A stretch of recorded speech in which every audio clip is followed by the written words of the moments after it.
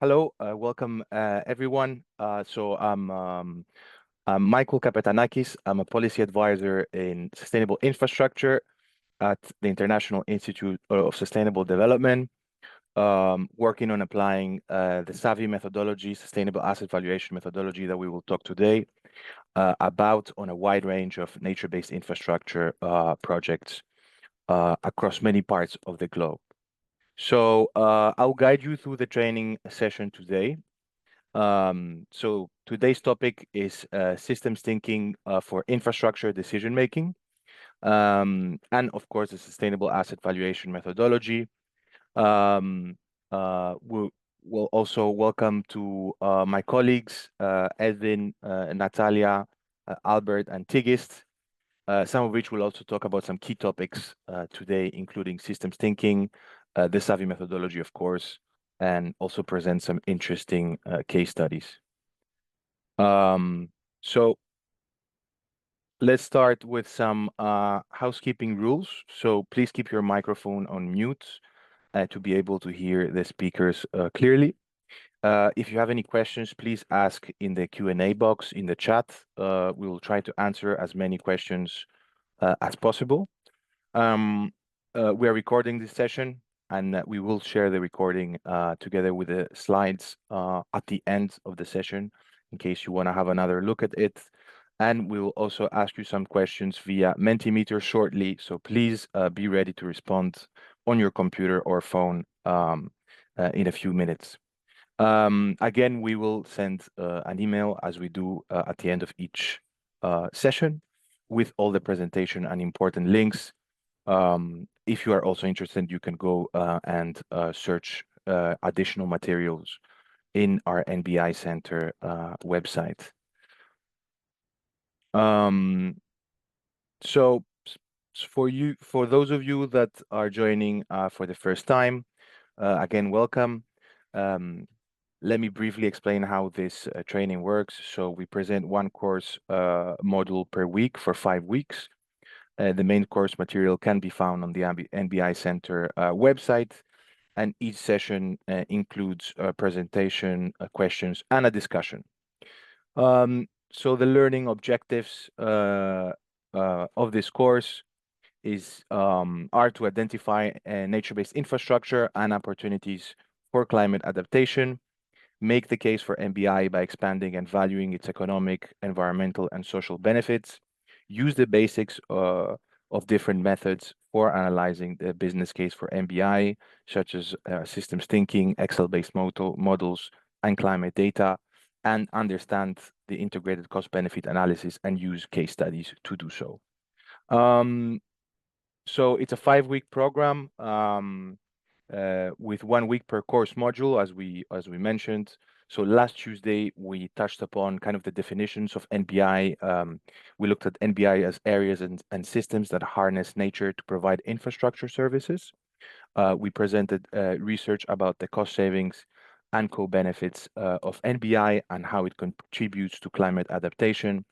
And we also learned about a case study of reforestation efforts in Freetown, Sierra Leone, and how we applied the SAVI methodology there. Today's session is about systems thinking, as we mentioned. We'll talk about the SAVI methodology and how we can use it for nature-based infrastructure.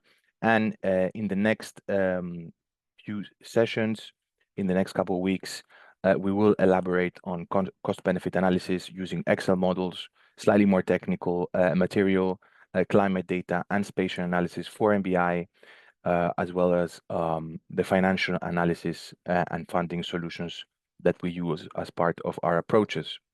The agenda for today, so we'll have a short recap and a Mentimeter quiz right after the slides. Then we'll have a presentation about the sustainable asset valuation methodology, kind of an introductory presentation of how we use SAVI and how we apply it to NBI projects and beyond.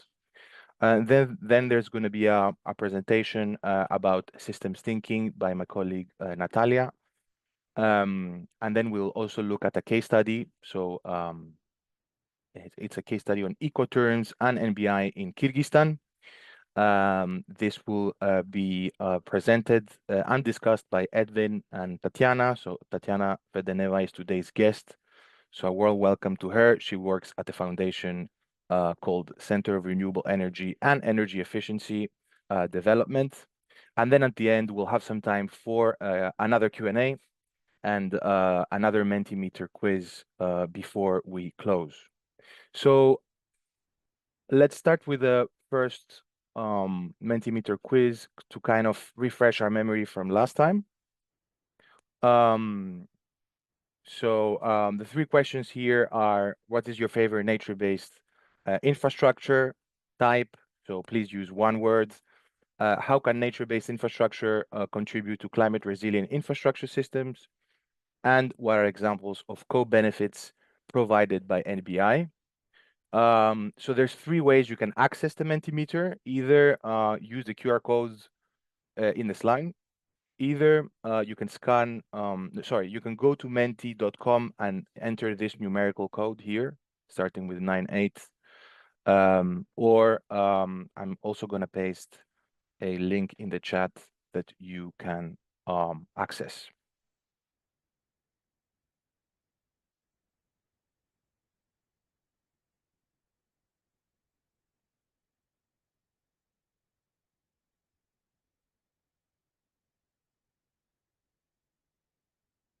So I'll give you a few minutes to answer the questions there. Please let me know if there's any issues or you can access.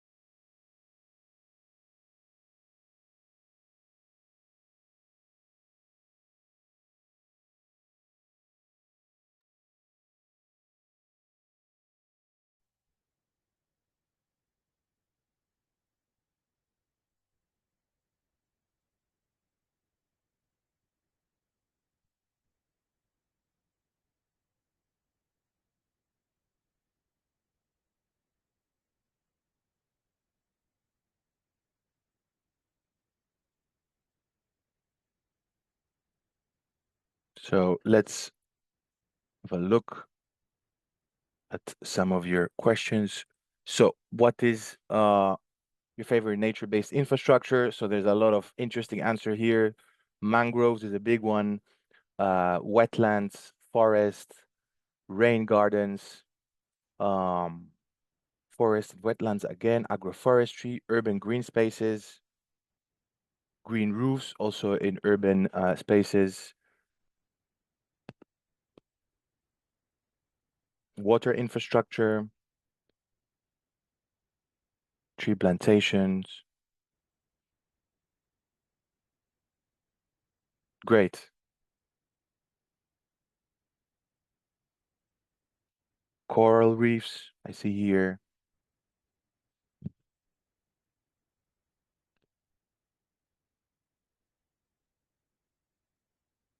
Let's look at the next slides.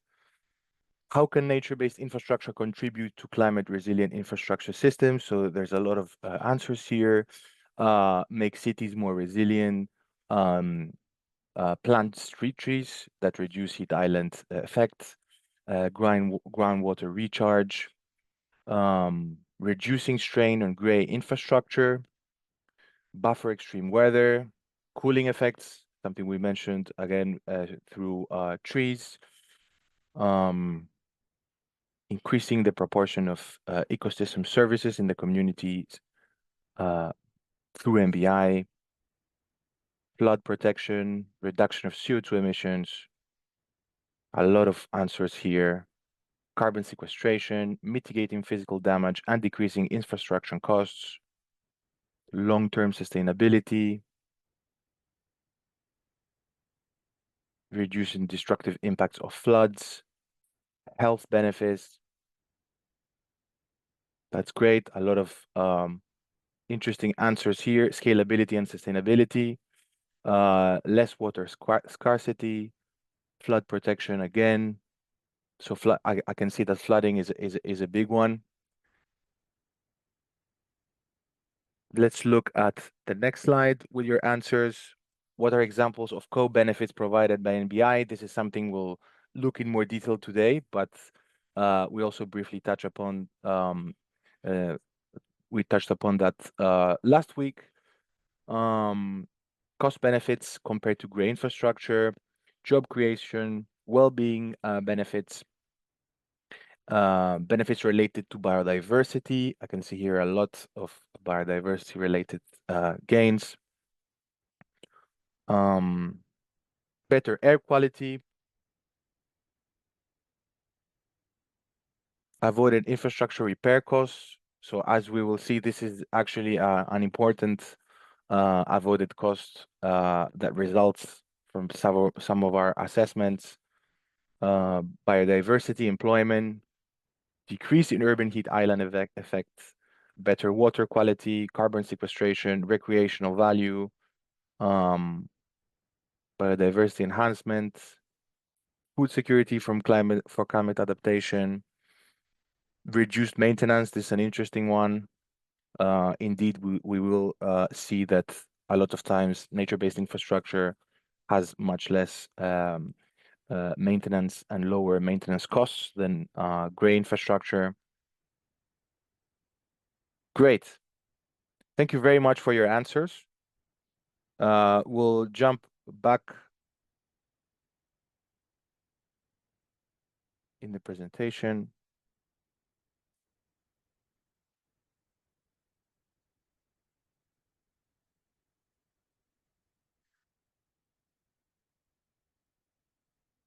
So, time for the first presentation. This is about the sustainable asset valuation, or SAVI, as we call it. So it is important to understand how our SAVI methodology works, and how it is used to assess the benefits of nature-based infrastructure. Again, please, a reminder, if you have questions, please write them in the Q&A box, and me and my colleagues will address as many of them as possible between presentations or at the end of today's session. So let's start with the presentation.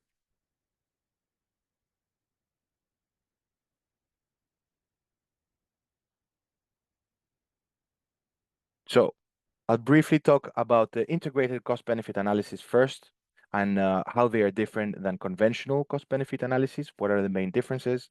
And then I will go through the SAVI methodology, how it supports integrated cost-benefit analysis. And then I will also elaborate on the processes and methods of SAVI. So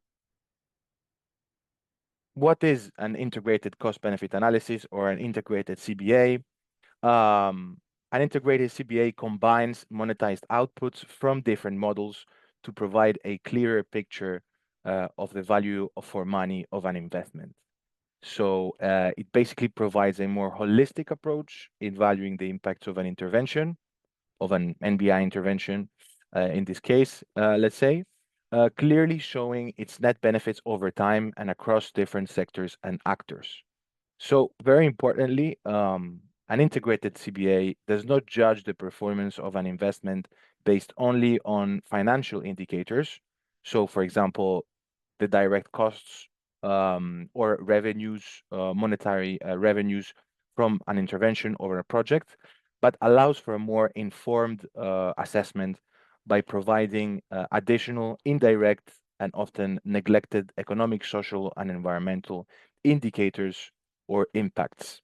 So these kind of impacts that are not taken into account in conventional cost-benefit analysis that only look at financial indicators.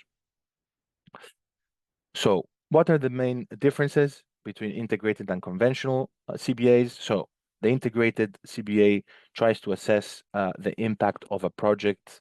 So the scale of that project could be could be a city, could be a region, for example.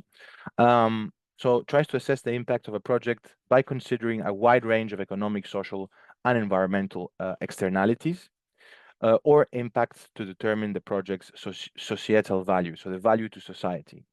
So this approach is particularly relevant to NBI projects because they do not generate direct monetary revenue streams, and their impact has long-term socioeconomic and environmental benefits that are not visible initially sometimes, but tend to increase over time. So with the Savvy methodology, we try to do exactly that. We try to transform these benefits into alternative revenue streams, to convert these externalities and risks into financial cash flows. Let's look at the actual Savvy methodology and how we do that exactly. So as I mentioned earlier, Savvy initially was developed in response to traditional infrastructure assessments that only consider financial indicators and do not integrate economic, social, and environmental parameters in decision making, especially those going beyond the immediate scope of the project.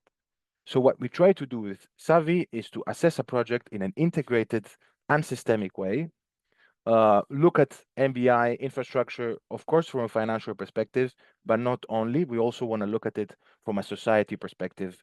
And in order to do that, we need to value tangible and intangible parameters. Basically, Savvy helps us showcase that nature-based infrastructure is economically viable, and nature is an investment with an economic return, and does not only provide environmental services. What we try to do with Savvy is to quantify these often intangible economic, social, and environmental risks and externalities to allow policymakers and investors to have access to a more informed assessment of their infrastructure projects. And that will allow them to identify potential gains or trade-offs and prioritize projects based on financial performance, but also based on their impact on society. So Savvy uses many models and approaches such as systems thinking, quantitative simulation, spatial analysis, and financial modeling. We will look at these in a bit more detail shortly. Importantly, each assessment is customized to each individual infrastructure project, policy, region, or country. So that's quite important. We try to tailor our assessment and kind of co-create any assessment or project through a multi-stakeholder approach that identifies data or information that are specific to the project. For example, challenges and opportunities, or looking at interventions that are unique to the project context. And we also at times incorporate climate data and climate forecasting from the EU Copernicus data store. So the sustainable asset valuation can be applied, of course, to nature-based infrastructure, but not only. So it has also been applied to many different sectors, such as energy infrastructure, water and irrigation infrastructure, sustainable transport, EVs, electric vehicles, non-motorized transports, as well as buildings and waste infrastructure. But of course, we use it at ISD a lot to apply it to nature-based infrastructure, which can mean many things. So it can mean forests, any interventions related to agroforestry, reforestation, or urban tree planting. Again, connected to kind of cities and the urban context, we look at nature-based infrastructure related to urban drainage systems, sustainable urban drainage systems, or green roofs. Of course, we look at rivers and riparian zones, coastal coral reefs, mangrove forest, or any kind of coastal nature-based infrastructure, and of course, wetlands such as peatlands that have a lot of benefits, especially in terms of carbon sequestration. Now, let's look at the core features of the Savvy methodology. So as we mentioned earlier, we have valuation. So Savvy places a financial value in many economic, social, and environmental added benefits and avoided costs. for example, employment creation, or avoid the cost of air pollution, CO2 emissions, any benefits related to biodiversity. Then we have simulation. We try to combine with Savvy different modeling approaches to show the financial performance of projects under different climate and infrastructure scenarios, providing qualitative and quantitative results. We also have customization. We tailor our assessment to each investment project to reflect local conditions more appropriately, including specific risks and externalities that are unique to the project. And this is where input from local stakeholders is very useful. So let's look at these core features in a little bit more detail.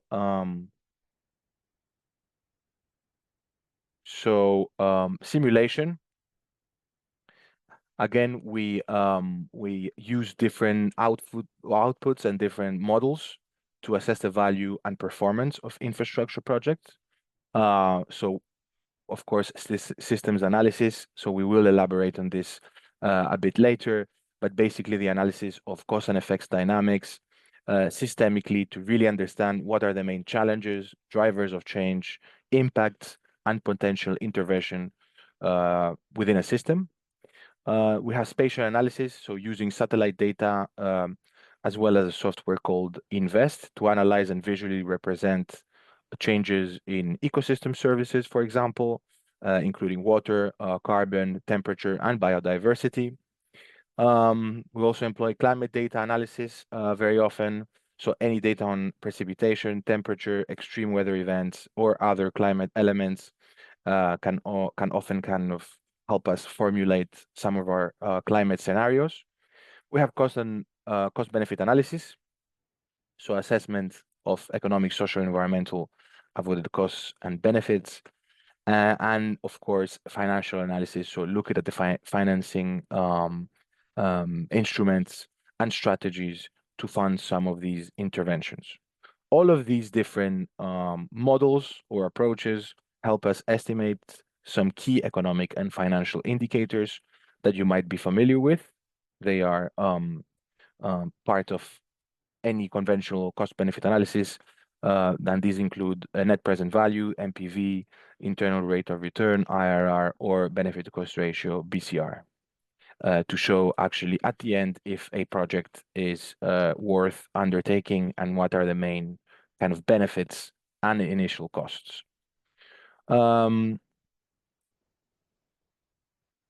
In terms of valuation, so putting a value on a lot of risks or externalities, we want to do that in economic and financial terms.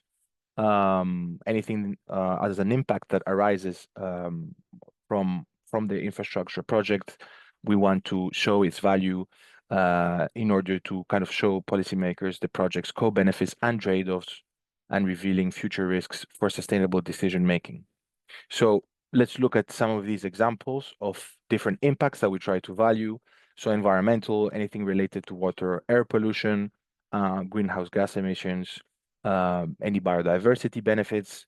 We also look at social, so anything related to the creation of jobs or impacts on human health. And of course, economic, direct, indirect, and induced impacts related to any effects on real estate prices. For example, if we plant trees in an urban context, are there going to be any effects on real estate prices or retail revenues? Finally, we also have, as we mentioned earlier, customization to really tailor our assessment to the local socioeconomic and environmental context. So this is really important. All of these environmental, social, and economic metrics that we try to value are different in every case, depending on the context.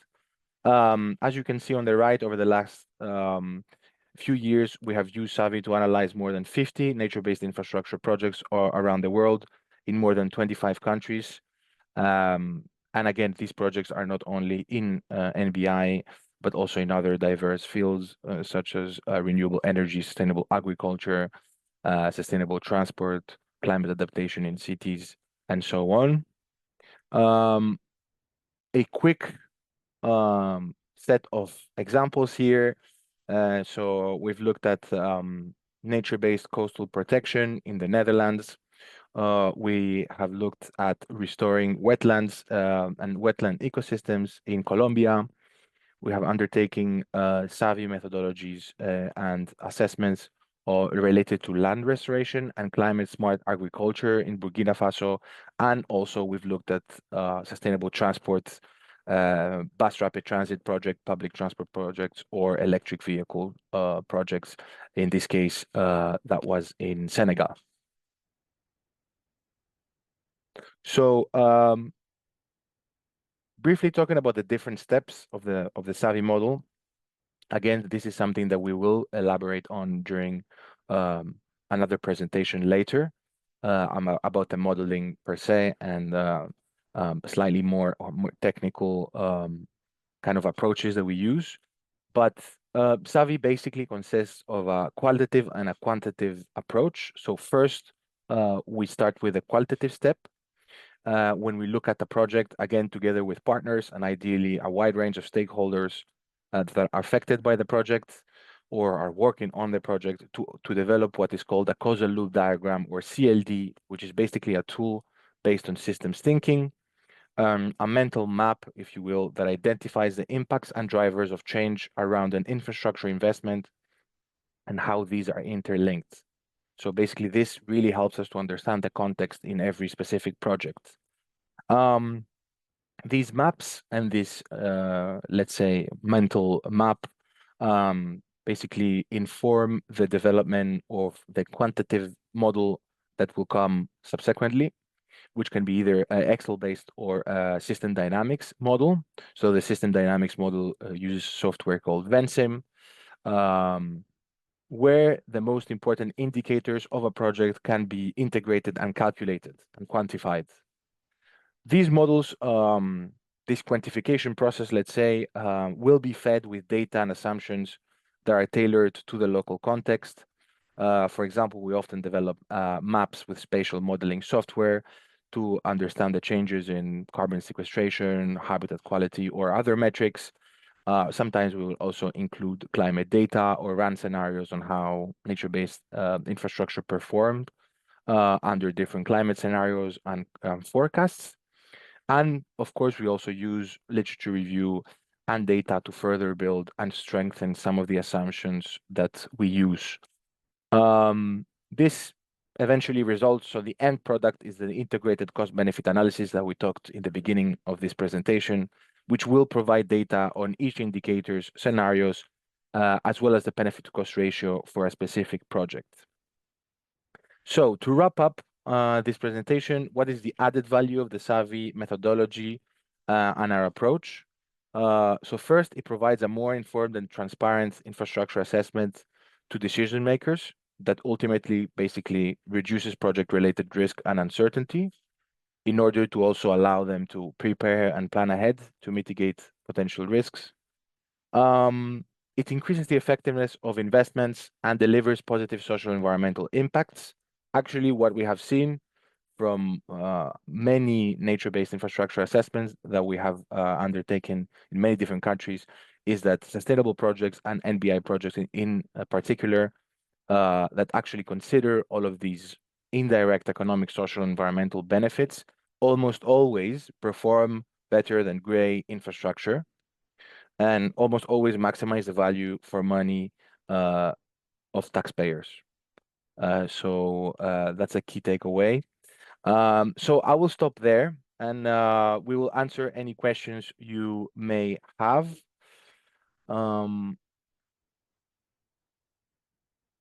Let's look at the questions in the chat. We already had very interesting questions and we answered a couple, like Edwin and I in the chat. So just to let you know that. Great, great. Maybe you can start from the ones that we haven't responded and then we can come back to the others. Yes.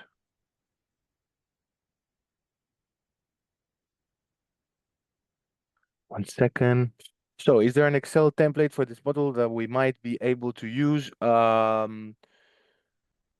I mean, we could share an Excel based template, but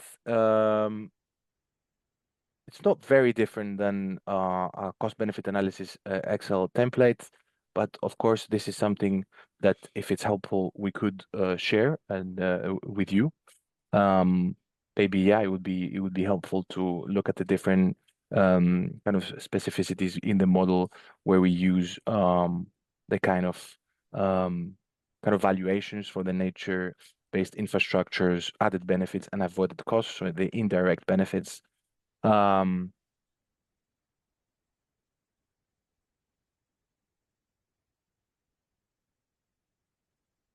is there a commonality in the cases where NBI don't perform better than gray infrastructure? So in my experience, this is very rare. What happens more often is that if we're looking at hybrid infrastructure, so kind of looking at solutions that are partly nature-based and partly gray, sometimes these perform slightly better than purely nature-based infrastructure solutions. That we have seen in certain cases. Um, but I don't recall seeing gray infrastructure, purely gray infrastructure performing better than nature-based infrastructure, um, especially for addressing problems related to, for example, extreme weather events, and so on. Any other questions? I think we have some question from Alfonso that says like if we have more examples about NBI infrastructure projects being used in city halls or connecting cities with rail, road, and sea. So maybe if you can elaborate a bit on that. Sure.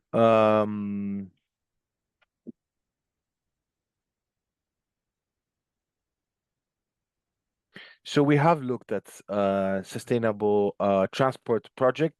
A lot of times we kind of develop different scenarios to compare different options.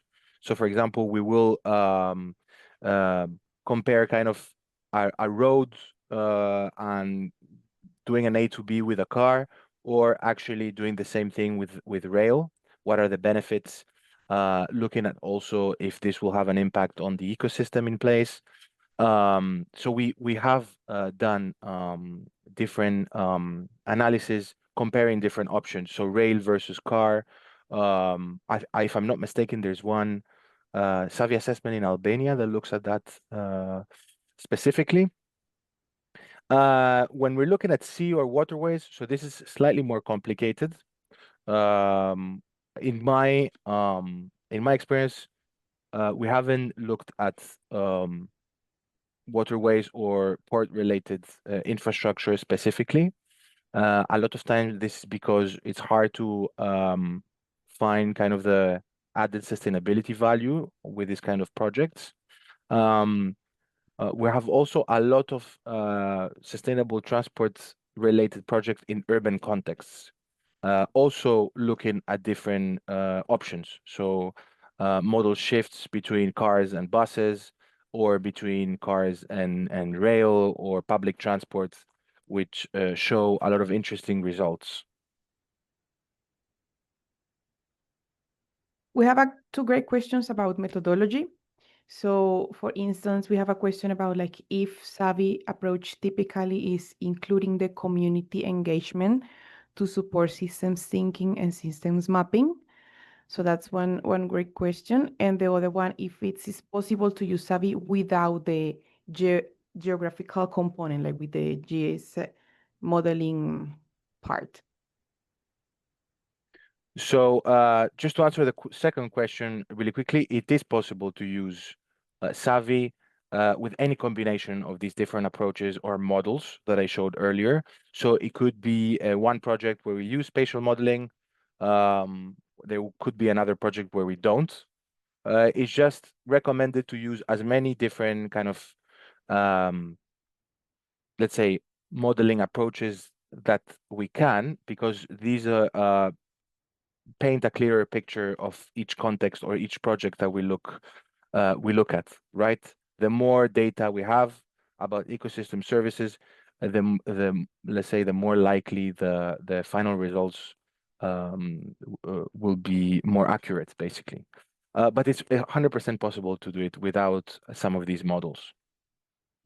Now, in the question about the community engagement, what we try to do again with customizing our assessments is to really work together with local stakeholders and communities uh, when actually developing these assessments for the different projects, actually get their inputs, get any information or data that will again increase the accuracy of our results and provide a more informed assessment specific to the project that we are undertaking. Now, the question talks about supporting the systems thinking, systems mapping. I'm not sure if we would always, let's say, frame it in such a way. It depends also on, let's say, the technical level of some of these communities. But while we kind of develop the systems mapping and systems thinking, we really try to work and co-create the assessment with any regional or local stakeholders and communities. So yes, we really try to do that, and it's a very important part of our projects. Thank you, Michael. We have, I think, 5 more minutes maximum, so we can go over a A few couple more of more minutes, yeah, a few questions. more Yeah, minutes. great. So we have a question that I think you kind of answered before, which is like if the Savvy methodology showed NBI project that was not overperforming compared to Hmm. common infrastructure projects, and if there is a pattern. And maybe another good question is like if we have adopted this methodology within the public procurement bidding process or how we have applied with public procurement. So, yes, I partly answered this question, but just to mention again that uh, the pattern so far is that nature-based infrastructure projects outperform gray infrastructure projects across many different sectors. This is because they are generally cheaper, so that the investment costs in the beginning are lower, and with the nature-based infrastructure projects, and when we apply the Savvy methodology and looking at all of these long-term socioeconomic and environmental benefits, this means that also the long-term benefits are also higher. A lot of these benefits, added benefits and avoided costs that are slightly indirect relation for example, air pollution, CO2 emissions, um, biodiversity benefits. If it's on the transport sector, it could be avoided cost of traffic accidents.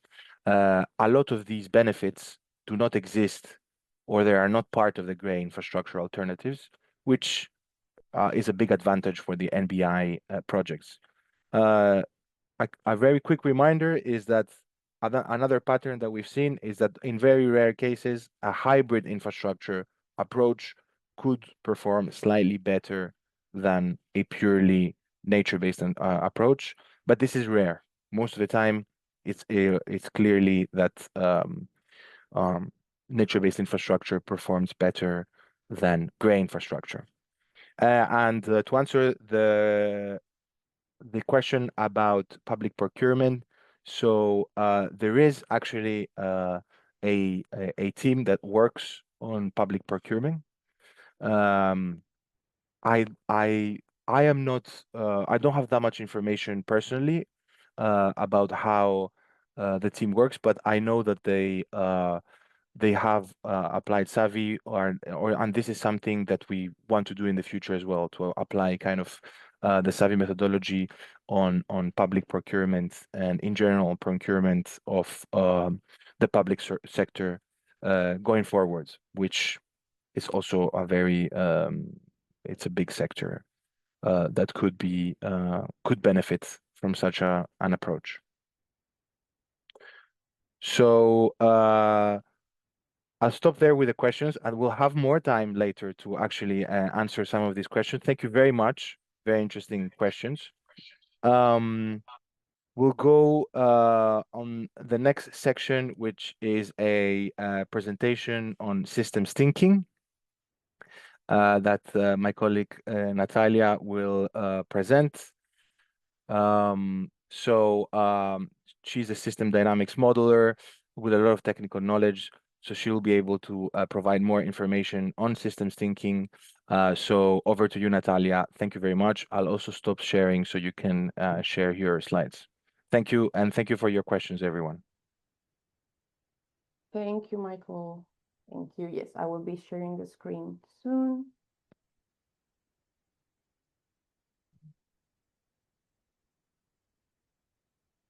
Okay, let me know if you can see the entire presentation.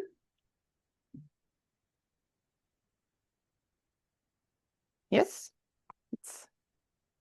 Can you see it, Michael? Yeah, good. Great, thank you. So the idea of this section is to provide a very introductory content to systems thinking.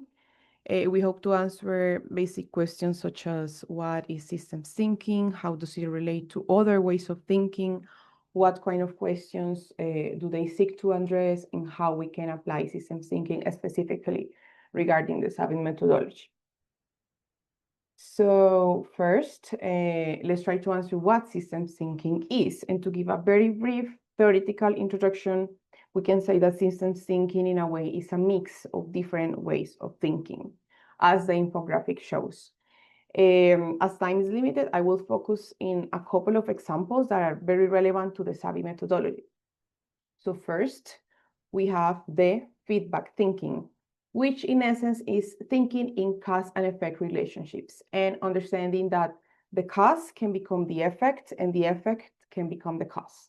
Is linking how things impact one another and how things are linked. For instance, in the Savvy methodology, we focus on how social, environmental, and economic variables are connected. The second one I want to highlight is dynamic thinking, which builds upon the idea that nothing is really static and that things change over time. And we need to learn how to perceive things in their dynamic way. And the next two I want to highlight is quantitative thinking and qualitative thinking. So regarding the first one, qualitative thinking, use systems thinking applied qualitatively in the Savvy assessments, and it's like the focus of today's session. It helps us to understand the narrative and the context in which nature-based infrastructure can be implemented. And after understanding this qualitative aspect, the conceptualization and how variables are linked between them, we can use the quantitative thinking, which helps us to model cause and effect relationships by properly putting numbers to those relationships. And it's part of the final outputs of the methodology, the numbers that result from this process. After this overview, let's take a step back and think what the actual definition is.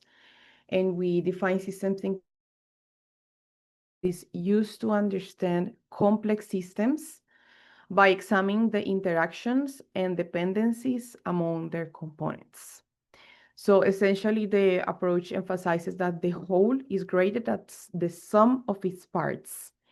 It encourages us to consider how various elements influence one another within a larger context. So in other words, it breaks the silos and consider things not just a singular, particular elements, but as a part of something broader and bigger, which is composed by different kind of interactions. Now let's see how Peter Senge, which is a pioneer in the discipline, defines systems thinking. He says that systems thinking is a discipline for seeing wholes, a framework from seeing interrelationships rather than things, and patterns rather than static snapshots. So let's zoom in a little bit on the last part, on the static snapshots part, and analyze the iceberg example, which is quite illustrative for understanding systems thinking. And this iceberg tells us like the first thing that we commonly see are the events. we commonly see what just happened, similar as we only see the top of the iceberg. But if we scratch to the surface, which is what systems thinking encourages, we actually can ask ourselves what has been happening over time. What have we been there before? If it goes all deeper than the events and tries to seek and understand the patterns that make those events evolve over time. This is the dynamic thinking aspect that I mentioned in the previous slide. So now if we go a little further and try to see what's actually behind the patterns and trends, we can ask ourselves, what's the structure? What's behind the patterns? What are the forces that come into play and contribute to these patterns to occur in the way they occur? That's thinking in feedback loops and analyzing the cause and effect thinking that I was mentioning. So the feedback thinking. And this goes deeper into the iceberg, not just focusing on the events or how the events evolve over time, but what made the events happen, which forces or which drivers. And now if we go to the surface, to the bottom of the iceberg, we can find the mental models, which help us understand what is the thinking that allows the situation to persist. So we perceive things in a certain way based on our beliefs. So these beliefs are the ones who shape how individuals act within the system and actually define the structure of the system. So that's how deep we want to analyze system thinking. And before jumping into a practical example where we are going to see how this system thinking applies to urban green spaces, we're going to see 5 concepts that are key for systems thinking. So the first one is interconnectedness, which is the foundation of systems thinking. It recognizes that all components within the system are interdependent and are connected, seeing the whole and not the individual parts, exploring how the elements interact. It helps us to uncover what are the hidden relationships of decisions. The second one that we find is leverage points. These are places within the system where a small and targeted change can lead to a significant impact. So identifying what the leverage points are in the system helps us to be more effective in changing the system behavior. And this is where we analyze the impacts of nature-based infrastructure and nature-based solutions. Third, we have the feedback loop, so the feedback thinking that helps us understand how things are interconnected over time. By mapping feedback loops, both type of feedback loops, reinforcing and balancing, we can anticipate of how the system might respond to an intervention and helps us avoid surprises and have a better understanding of the dynamics of the real world. Next, we have the holistic analysis,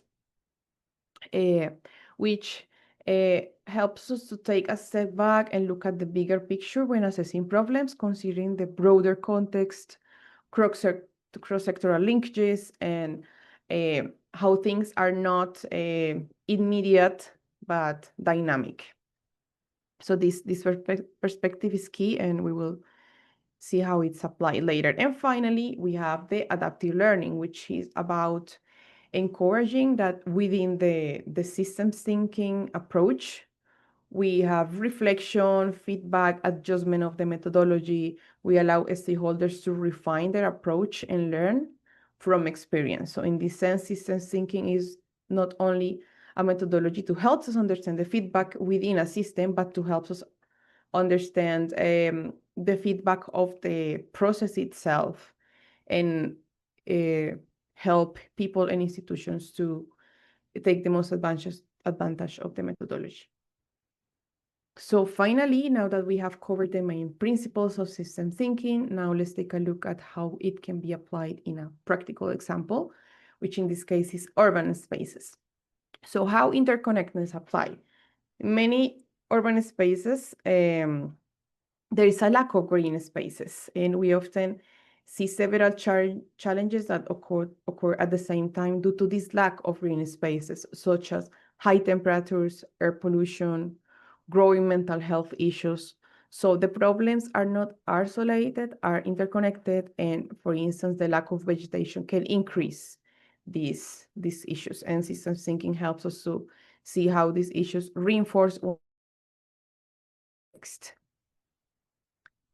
When analyzing leverage points, we can think on how powerful is to have small interventions that can actually help improving all of these situations at the same time. So reducing heat, filtering pollutants, improving air quality, if green urban spaces increase in an environment where this is actually an issue.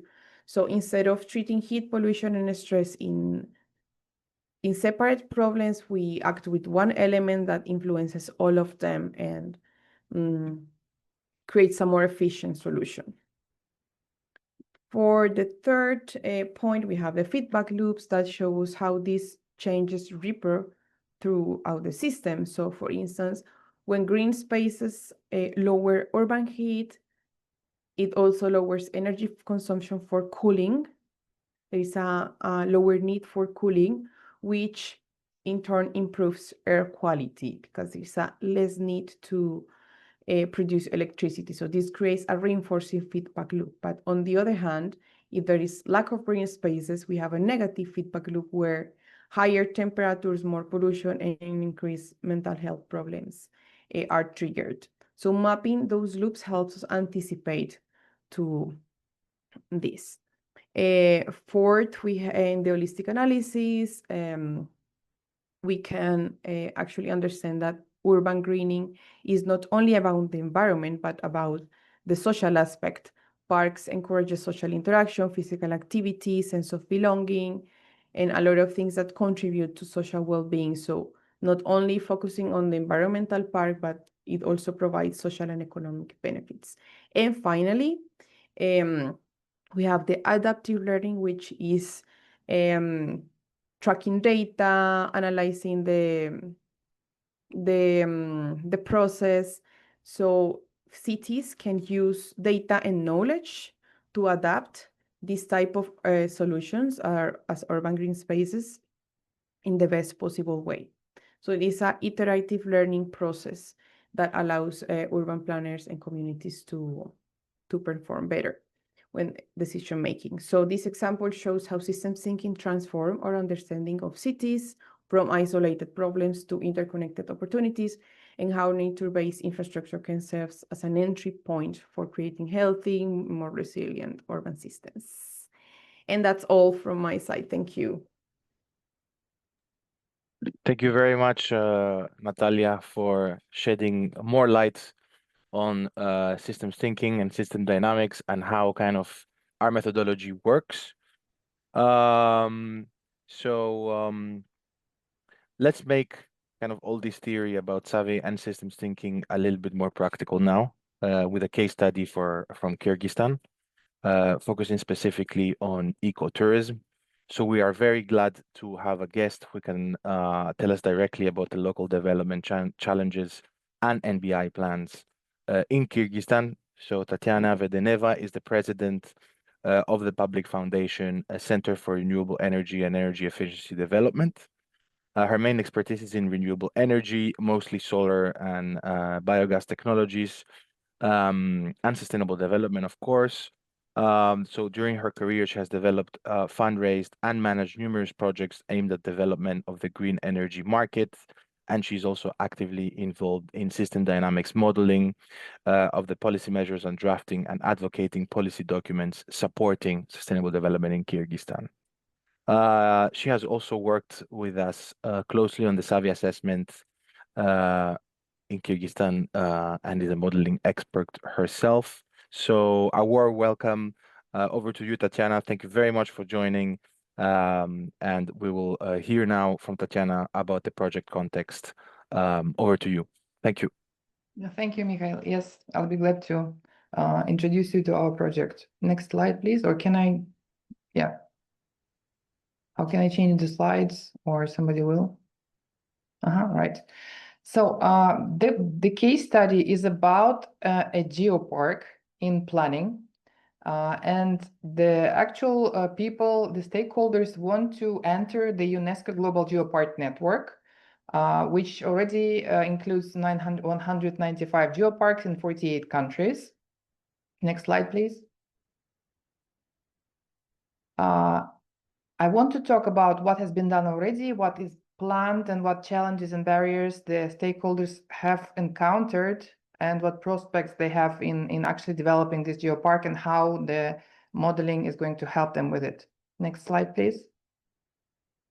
So the Geopark Teskey is located on the south shore of a beautiful lake, Isykyl. It's in Kyrgyzstan in Central Asia. That's close to Kazakhstan, China, and other Central Asian republics. This is basically the north part is a very famous resort. Quite a lot of people from Central Asia, Russia, etc., go there for their holidays. South shore has so far been less touched by we'll say, big resorts, and has been more of a wild adventure destination. And they are now thinking about developing it further. Next slide, please.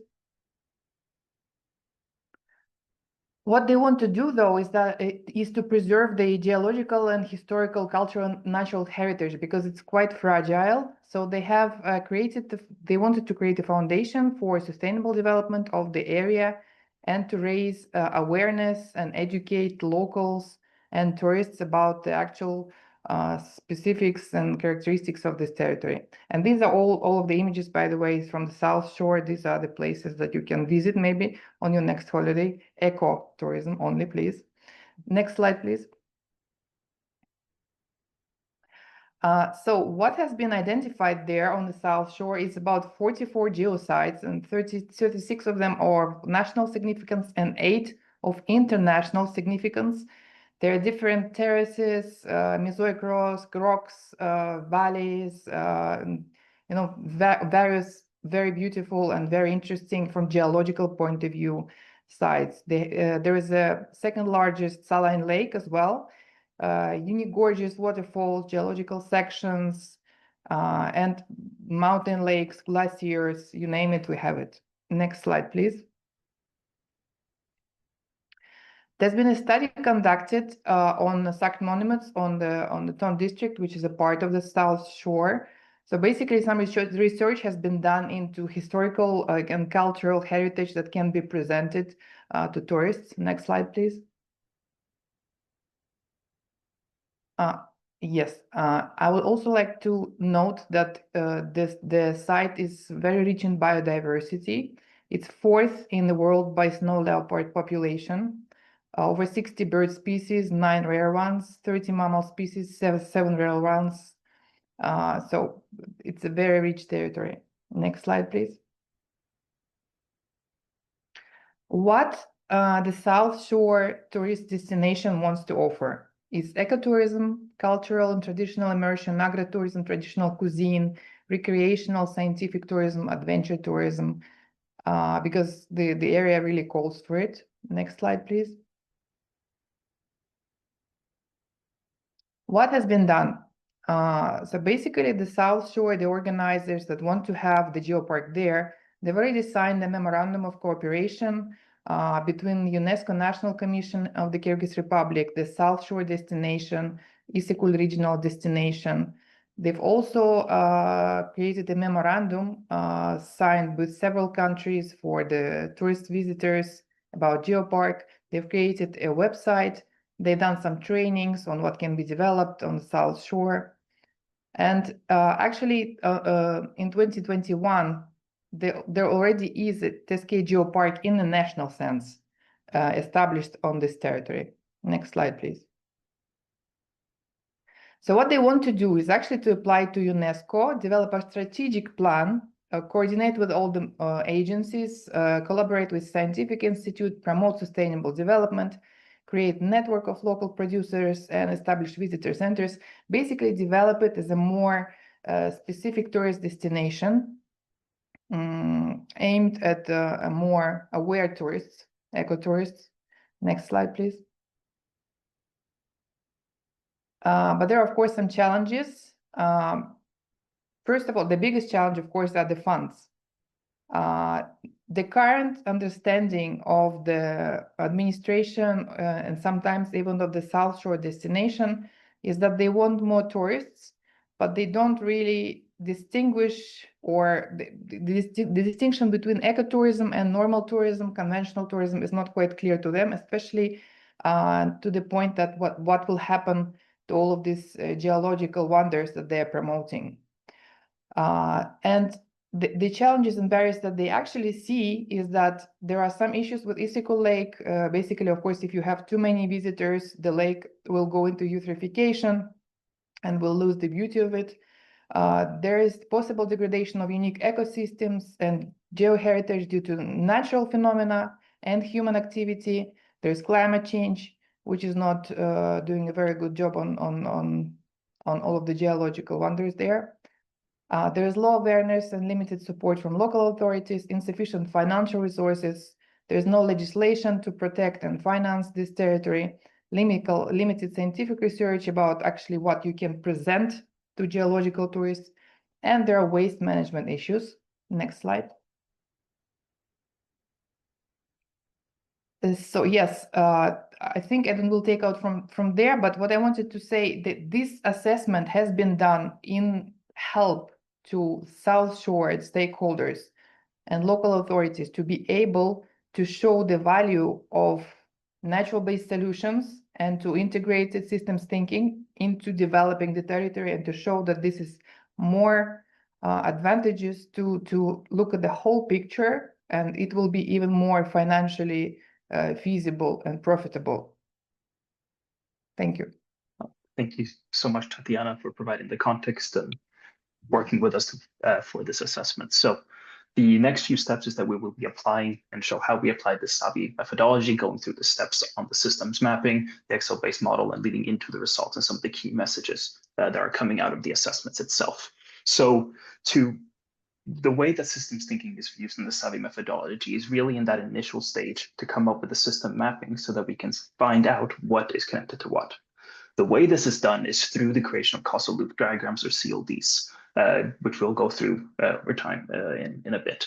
Now, a CLD represents a dynamic interaction of indicators of the analyzed system. Imagine that we draw basically a box around the Issyk region of the Southern Shore, and we try to find out what drivers or driving forces, components are of interest of us when it comes to these assessments, right? And since we're looking at tourism, we know that, for example, it'll be tourism revenue, there will definitely be some natural aspects on biodiversity, so on and so forth. Effectively, it's a visual representation of these drivers and how they interact with each other so that we have a clear understanding of the underlying dynamic system and structure.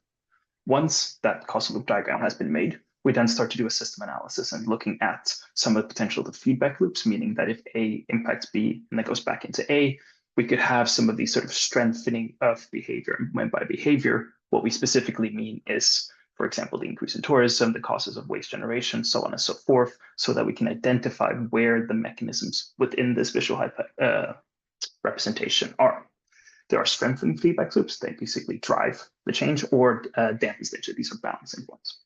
Once these mechanisms have been identified, what we start to look at are the leverage points. A leverage point is any point in the system that we, either as sort of SAVI assessment modelers or as policymakers, could plug in, for example, policy intervention, be that NBI or not, to change the system to the driver we want it to go towards, be that, so in this case, to more sustainable tourists. Once that causal loop diagram is done, we then start to identify the key indicators, key policies, and plug those into the models itself. Now, it's important to notice that Tanya mentioned that this causal loop diagram was made with a multidisciplinary team, as well as with different stakeholders from the South Shore, so that we can formulate a common understanding between the modelers and the people that it's going to impact. This common understanding is often if you have more people in a room and you collectively sort of co-creationary make the CLD, you can create that common understanding so that people can see other people's perspective on what pertains to them. So overall, sort of a holistic way, tell the story of the development or where we want to go. Effectively, a CLD can mention, say, this is how we got here, and where do we want to go next based on these leverage points. So what I see here is the sort of completed picture of the CLD, and we'll take this step by step, but there are a few important things to note before we begin. Each of these texts in the CLD, and let me just get out the laser pointer to point at it. Each of these texts here, such as economic activity, tourism, so on and so forth, represents a variable within the system itself, meaning that this is something that potentially could be an indicator that we want to measure in the model. The blue line in between them denote that cause and effect relationship. So in this case, with tourism starts to impact economic activity, but we don't know what way that is. The way we note the sort of causality or the directionality of these arrows is through the sign next to the arrow. In this case, it's a plus, meaning that tourism has a sort of positive relationship in this. And it's important to note that it's not a positive or negative in the sense of sort of assigning values. It means that it's a positive relation because it goes in a similar direction. So if tourism increases, so does economic activity. If it's a minus, it goes the opposite way. And that's how that sort of narrative comes about. So when we start to tell a story of the CLD, they're very narrative in that sense. We often start with one variable and we go from there. So in this case, if we start from economic activity, we see that as economic activity starts to increase, we're going to need more infrastructure, roads, restaurants, beach access, so on and so forth. And as infrastructure starts to increase, so does economic activity.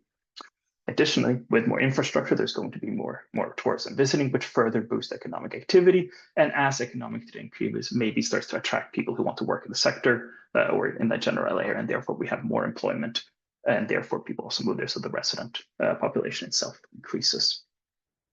Now, that in combination with all the tourists as well as the second homeowners results in a much larger total population in the area. And if that population starts to grow, well, there's a certain amount of food demand that's going to be needed. People need to eat, right? So as food demand starts to increase, and often the case is that this becomes of the sort of expanding of herding and grazing for cattle. And as cattle starts to increase, we then do that at the cost of swamps and vegetation, which further comes also because more people come to the area, they'll want to visit more and more and more people visit, and starts to degrade some of the ecosystem services that are provided through swamps and vegetation. One more thing to consider is that as total population increases, so does solid waste generation and wastewater generation, meaning more waste. And that can lead to lowering water quality, as what Tatiana mentioned, the sort of waste management infrastructure is not up to par at the moment. With lower water quality, especially considering that swamps and vegetation are disappearing, it further worsens the water quality overall. One more aspect to consider is that if there's additional land change, the more population and the more waste is being generated that start to damage the water, there's also further greenhouse gas emissions, air and noise pollutions that's being generated as the population increases.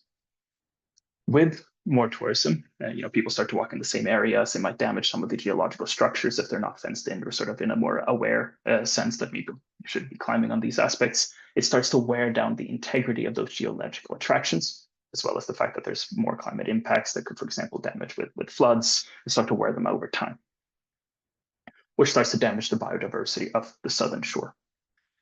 Now, with these greenhouse gas emissions, as well as that lowering water quality, the health of the population might suffer. The people sort of live there and work there full time because maybe they start to get sick because they're consuming more worse water quality. The greenhouse gas emissions, they need to take more sick days, and as they take more sick days, they might not earn as much income, and therefore starts to impact the sort of local population economically. At the same time, with more waste generation, lowering water quality, lowering biodiversity, the lake itself starts to suffer, and as Tatiana mentioned, it might reach a permanent state of eutrophication. Now, what is sort of important in this aspect here is that all of these start to impact the attractiveness of the region for tourism. Because if you start to have an area known for its sort of geological and natural beauty, if you wear all of that down, the lake starts to disappear, the geological site starts to worn down, you effectively are lowering the people who may want to come there, right? They may not want to visit something that is a bit worn down, and therefore overall tourism becomes lower. And what we can see from this case, if we divide this into sort of thematic areas, we can see that if there's economic activity that starts to impact the local income, right? And the more economic activity and local income, the more population. But that starts to generate more and more waste, impacting biodiversity and natural capital, lowering the attractiveness of the region, leading to less tourism. So where then systems thinking and those sort of leverage points comes in is that we want to sort of break that. You still want the economic activity, you still want the local income, but you don't want it to come at the cost of biodiversity and natural capital. So what we do is we separate those out and identify the leverage points in this structure here that can identify cost changes in the future. So in this case, we know that we want economic activity, we want biodiversity. One of those drivers then is the waste that's being generated. So we start to target where we can change that based on the specific policies considered. So if we start to plug those into the CLD, in this case, you can see we have the UNESCO registration, which boosts tourism, but also leads to more sustainable tourism practices, and therefore protecting the integrity of the geological attractions. We can then sort of have more sustainable aspects that are being considered. Additionally, if we want to democratize the access to the lakeshore, maybe allow more people to still visit, which does lead to local economic diversity, maybe we should consider some NBI investments that protects the swamps and vegetation, and therefore overall starts to preserve the cultural heritage of the area. Maybe we should consider some sort of sustainable agricultural policies that impact water quality so that there isn't as much nitrogen leakage from the grazing fields, and therefore protecting the sustainability of the lake ecosystem, as well as consider some general tourism, good governance, and education and research into scientific studies so that potentially we can protect and preserve further the integrity of these cultural heritages.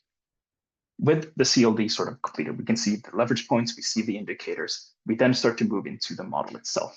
If you remember this, what Michael talked about earlier, we do the system mapping, we plug those into the model, and from there we get the integrated cost benefit results. So in this case, through that co-creation of the cost loop diagram, we then started to identify the indicators that goes into the Excel-based modeling. The way we do that is we look at that system diagrams and we pinpoint what are economic or social or sort of environmental aspects to consider that goes into it, divided into either direct costs, added benefits, or avoided costs. Now, the direct costs that are being considered, or sort of the policies that we're considering, is wetland restoration, increasing the amount of wetlands in the area, native vegetation planting, natural trails, fishing access points, swimming areas, floating docks and boat launches, bird watching platforms, educational signage, soil and water conservation practices, and scientific facilities. With those sort of identified, you can see how they relate to that CLD, right? Each of those yellow variables that we highlighted relates to one of these aspects there. Now, with that, if we then find the ambition that we can associate that with, be that 20 hectare, 1,000 hectare, 200 kilometers, so on and so forth, plus the UNESCO World Park registration fee, which does cost a certain amount of money, we can identify with the unitary cost, the amount that this project would cost, so that we can look at it and also through a discount rate, see how much the full project will cost, and then compare that to our added benefits and avoided costs. So once the costs are identified, we start to look at anything else, right? What do these interventions lead to? Well, if you start to promote tourism, specifically sustainable tourists who tend to pay more and generate less waste, you would have additional tourism revenue. With more tourism, you might need a few more guides, which means that the income from tourism employment itself would increase because you're hiring more people, as well as the fact that if you transition sort of the agricultural land to more sustainably, you tend to have to hire about a few more people, and therefore income further is being generated. With the investment of that NBI on the wetland restoration and the native vegetation planning, there'll be carbon sequestration or sort of removing some of the emissions, as well as the fact that based on a VAT, there will also be government revenues being generated further. Now, if those are the added benefits, meaning things that are just being added on top of what is already being generated, we can also look at the avoided costs. Now, the avoided costs are exactly the externalities that are costs that we're avoiding in the future. For example, the most sort of straightforward one is if we plant more vegetation and planting, that could stop some of the flooding or sort of flash flooding that occurs in the area. So we're going to have to avoid paying some of those damages in the future. Same with soil loss, waste and wastewater costs, because less waste is being generated, as well as health costs, so on and so forth. What we then see is that we have our costs, we have the benefits and the avoided costs, depending on which type of tourism is coming, right? So if we're sort of conventional scenario, we would see most of these avoided costs increasing with lower benefits, but it's sustainable tourist part, we would have higher benefits and more avoided costs, which is what sort of the designers designed the two scenarios that are being considered. The first one, as I mentioned, was the conventional tourism scenario, and that's where we start to consider all the conventional infrastructure, bird watching platform, floating docks, so on and so forth, which results in an increase in conventional tourism. Effectively, putting it in terms of it's if we continue to go where we are going now. If we make this investment and we continue going with the same sort of conventional tourism, think of like sort of in Mallorca, so on and so forth, this is where we would go. The second scenario, though sort of counterfactual in this case, is if we consider the additional sustainable thing as well as a substitution, meaning that potentially we switch on who the site is promoted to, we try to attract general more aware tourists that would be to protect some of the geological integration. And in this case, a full 50% conventional tourist to 52% sustainable tourism substitution is considered. Now, with these two scenarios denoting on where we can go in the future, we then start to look at the results. And so we're going to take this slow and start on the costs, moving into the avoided costs and then into the benefits to discuss slowly how this sort of develops over time. What the results shows is that if we just look costs alone, that scenario one, that one just considering the conventional switch alone, is a lot cheaper than the second one. In this case, it's about 20 million cheaper. But so if you're looking at it from sort of a cost perspective only, you should obviously go with scenario one. But of course, as we mentioned, there are certain externalities or added benefits that come with it. So if we start to look at the avoided cost, we can see that scenario one, actually that increases cost by around 7.2 million. That's, you have more conventional tourists, they're generating more waste, leading to more weighted and wastewater cost, as well as cost for the lake ecosystem. While if you compare that to if there is that substitution, effectively, you avoid more and more damage across the board, leading to the point that we have 39.2 million in avoided costs going forward. This is sort of where those externalities come in that we also talked about in the chat in a bit. Now, from this alone, you should be able to tend, well, we have total cost of, and this is scenario two, we have about total cost of 32.8 million, with total avoided cost being 39.9 million, which if we're looking at it from sort of an investment perspective, indicates that you already get a return on investment from that case specifically. If we add the benefits on top of that, we start to see that transitioning towards more sustainable tourism results in a decrease in conventional tourism, right? One for the other. But because the increase in sustainable tourism means that there's more sort of revenue per tourist as well as less waste being generated, even if there are less tourists coming in the sustainable scenario, results in much higher, we're sort of compensating for some of that losses by about 200 million. So what we see in this case is that even if we're looking at it from an ecotourist perspective, just on a pure financial, it makes more sense to go scenario two because it's effectively, even though it costs more, it generates much more benefits as well as avoided costs. And in this coins the benefit to cost ratio, which is defined as the total benefits and the total cost divided by costs. Effectively, what are your return on investment is, and this is discounted at 3.5%. We see that scenario one generates $2.77 for every dollar invested, with scenario two, 8.88. But the sort of thing to keep in mind in this case is that scenario one does have sort of short-term gain, but it has long-term costs that are both environmentally and socially compared to scenario two. This becomes also very clear when we look at it on a per tourist basis.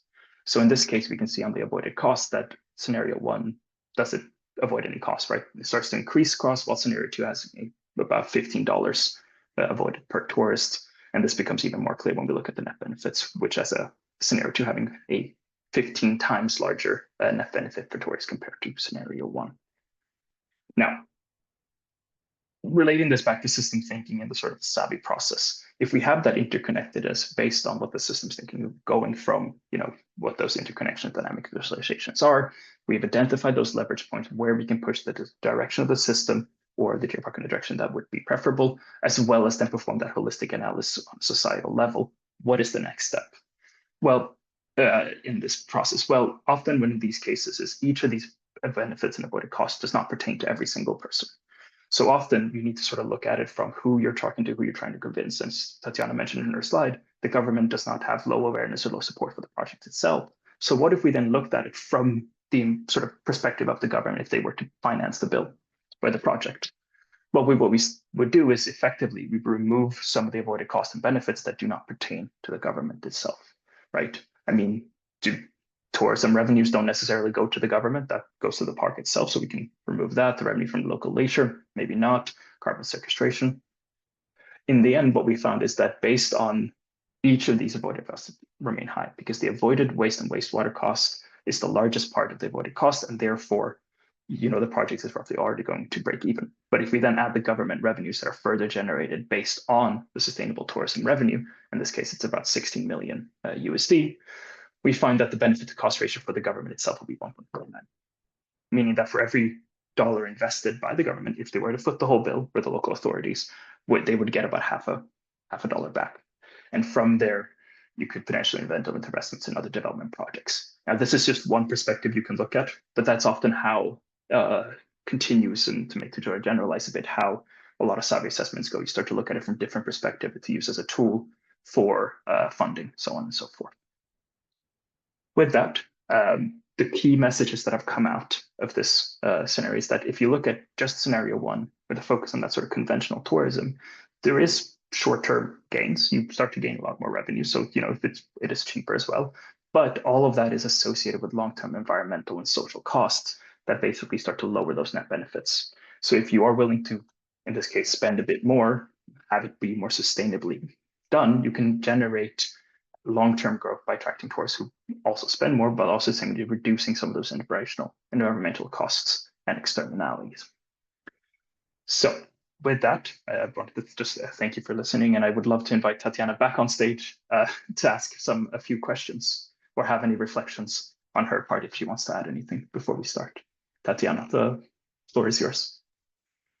Sure. I really hope when we'll present the final report and final results to the local government and to the central government as well, this will serve as a tool for attracting the finance and for not only from the budget of the Kyrgyz Republic, but also maybe international finance to actually preserve this territory and to develop it more sustainably. And I hope this will be a good example of sustainable development, touristic development. I'm ready to answer any questions if you have. Oh, thank you. I was wondering, now that we worked on this one together, so I've wondered what have been the challenges that have been applied to using the SAVI methodology in this case? The challenges, as always, are the data collection and basically selection of the measures that could be applied to the South Shore, and thinking about how it could be developed more sustainably. And again, then collecting data and actually assessing the costs of these interventions, I would say. Why is it so important to, apologies, my throat is seizing up a bit. Why is it important to take a systemic perspective for the park itself? And what are the next steps going forward if you could use the results? The next steps, as we've had it in the presentation, they should develop a development plan, and I do hope that introduction of the results will help them to actually take into account that there should be some sustainable steps taken rather than just invitation of more tourists and development of great infrastructure. Of course, it's not going to be easy, but the people of the South Shore destination, and the geopark are already supported by some international organizations like GIZ. They're supported by the Ministry of Economic Development. There is a Department for Tourism Development. So we do have hopes of turning their understanding of local authorities, local people, local tourist, say, hotels and artisans to thinking and acting more sustainably to preserve the source of the income and the cultural and historical and geological heritage as well. So you've now gone through this process here, and we're sort of at the end of it. I think we're looking at publishing the report later this year, but what has your experience been going through the methodology? Do you have any recommendations for anyone else that is considering using it going forward?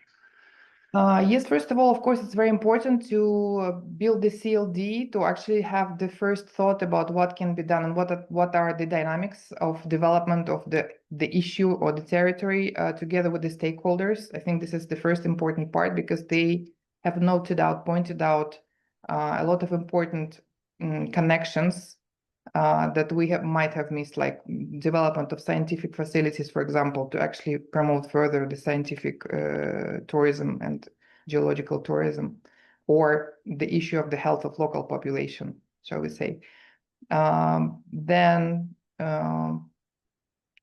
Yeah, I think basically keep in touch with the stakeholders, with the beneficiaries, trying to think about as wide as possible about what influences this territory, and not to forget to think about climate change and specifics of the the site. For example, we have been discussing and introducing a thing about eutrophication of the lake, which depends on how many visitors you have and how much phosphorus and nitrogen comes into the lake from the visitors and from the agriculture. And this has been introduced into the model. So at additional time cost of Edwin, I think.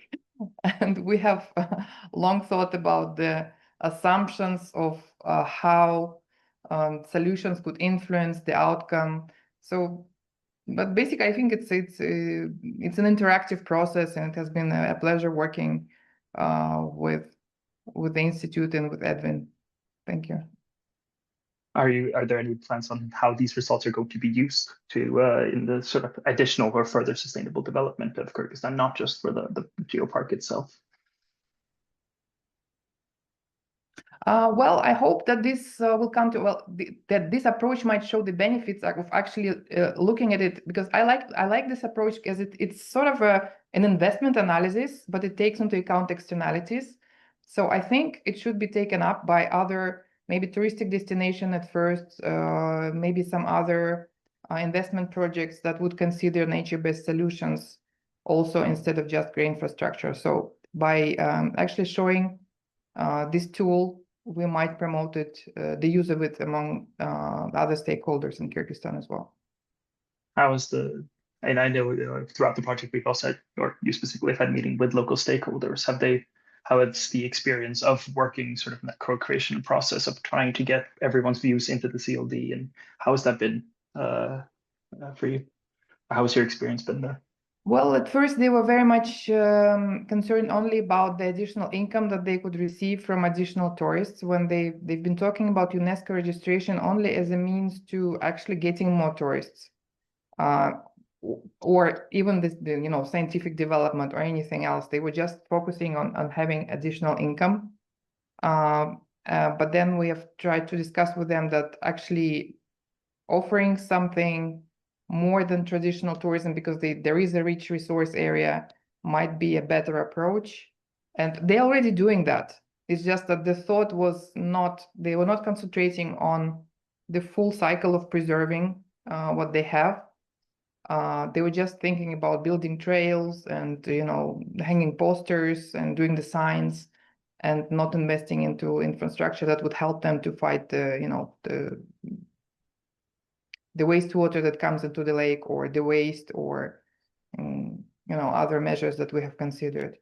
But I think through our discussions, they've sort of widened their horizons, and I hope they do understand better now that this approach is better. Of course, this is more expensive. So perhaps they will not incorporate all of the solutions, but at least they'll start thinking about them. And I hope this will be closer to the sustainable path of development than the conventional one.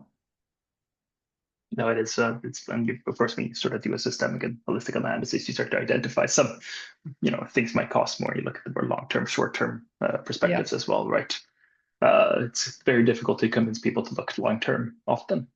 Yes, exactly. They have often 1 year or 2 year horizon. However, I think with all of the climate change going on, and with more and more tourists coming to the South Shore, you can visibly see the changes that they're coming in.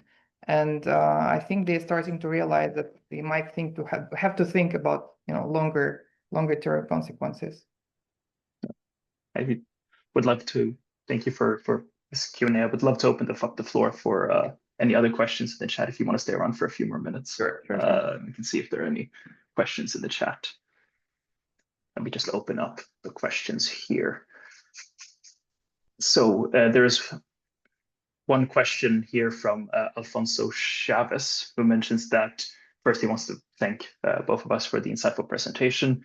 He did not notice that there's any highlighting of the CIT to do sort of with incremental housing, construction, municipal infrastructure, and collateral transportation, sort of focusing on some of, let's say, more traditional development aspects and why those were not necessarily considered in the specific CLD. In this case, I think I can start answering. You can feel free to jump in.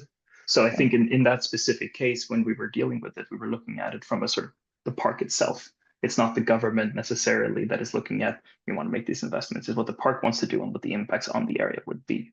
So including, for example, additional, the incremental housing, sort of those sort of aspects, for default, it's that box of things that we're looking at. But in that case, of course, right, if you start to increase the municipal waste, that's another aspect to consider, but it doesn't necessarily mean that there's avoided cost later down the line. And that's sort of where some of that nature-based aspects come in. So it's in the end, a system causal loop diagram as well is a simplification of reality. Of course, you can include, I'm sure Tatiana also has experience of getting that CLD and you end up just working. And the next thing you know, you have way too many variables. So often in case it's a simplification. And then on top of that, the project maybe looked at the tourism itself from that development. Anything to add, Tatiana?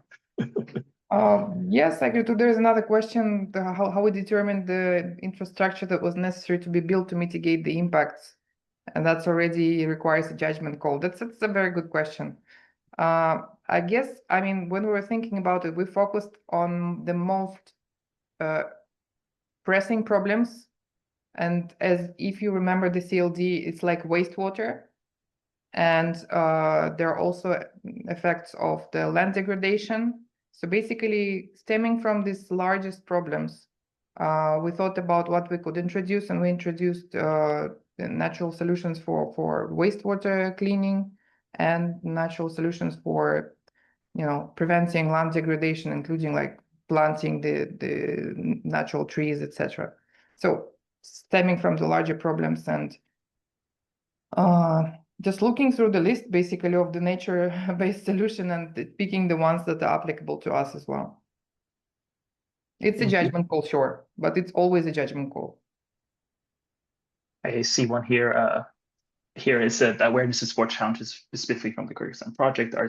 You see that we mentioned it when we talk about the sort of local and the regional government. Are there interactions with the national or sort of the state level as well on a strategic perspective? Or I guess in how can systems thinking also be used and on a more national level as well, potentially? Well, there were interactions. This approach was approved by the Department of Tourism in the Ministry of Economy. We've presented, before starting, we have presented the approach and we have asked for permission to do this project. So they approved of it because they did understand the issues and the need for the holistic assessment.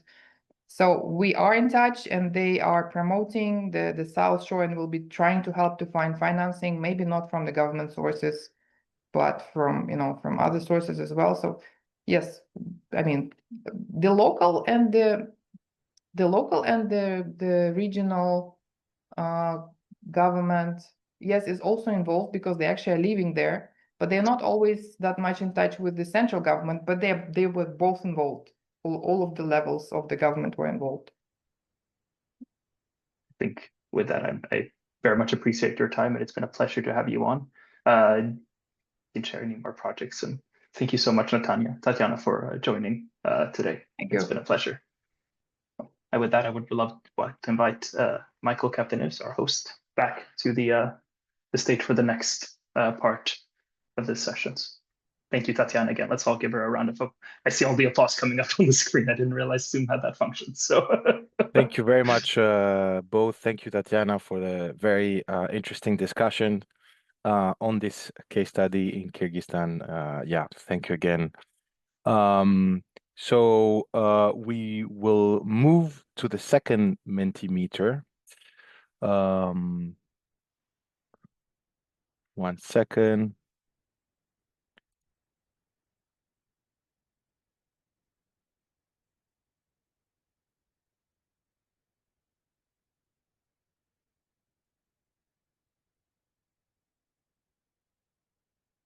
So let's look at some questions related to what we've just heard today and in relation to systems thinking and some of the savvy work. So to what extent are you using systems thinking in your work? This is the first question. How can systems thinking support your work? What would you need to get started with using systems thinking in your work? Again, similar question, where in your work could a causal loop diagram and systems map help? What kind of problems can it solve? And what is one thing you learned today? Again, there's a few ways that you can access this using the QR code, going to menti.com and entering that code starting with 92. And if you have trouble accessing, we can also send the link. So I'll give a few minutes for allowing a bit of time for your answers.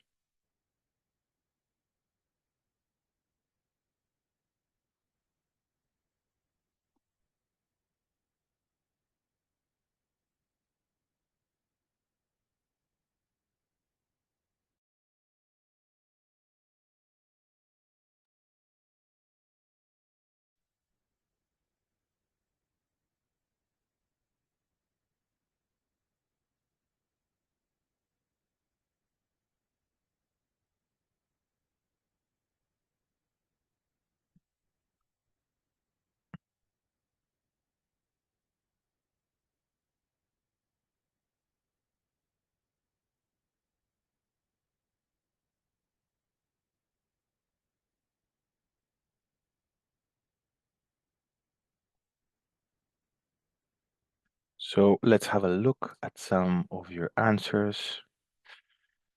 So 3.2, to what extent are you using systems thinking in your work? Okay, this is much higher than I thought. That's great. So you are aware of systems thinking and system dynamics. I hope you learned something more from the different presentation and the case study today. How can systems thinking support your work? So we have a lot of answers.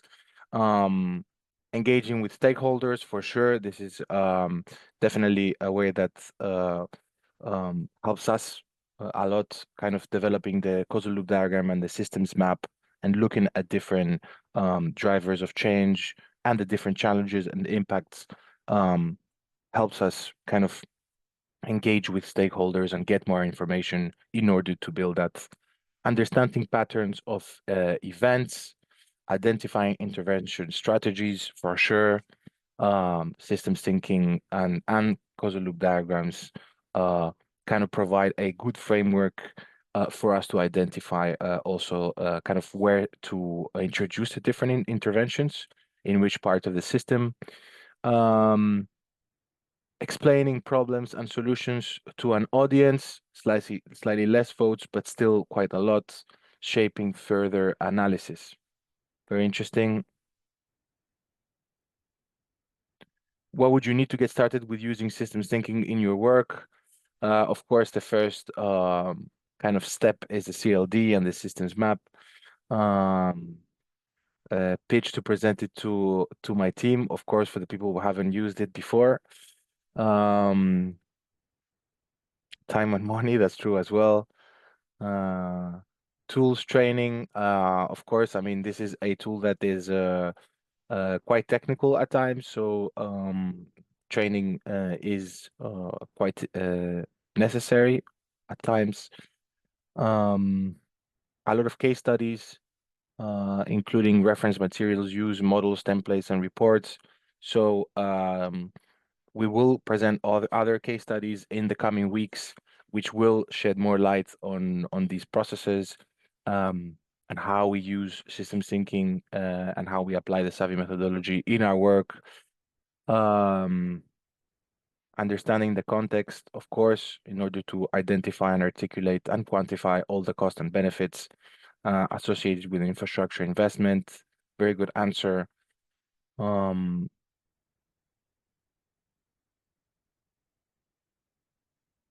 Learning from good examples. As we said, we will provide more information and more case study going forward. Guiding materials or templates. Again, if you're interested, please visit our website, NBI Center, to have access to all the different projects and kind of all the different assessments that we have worked on.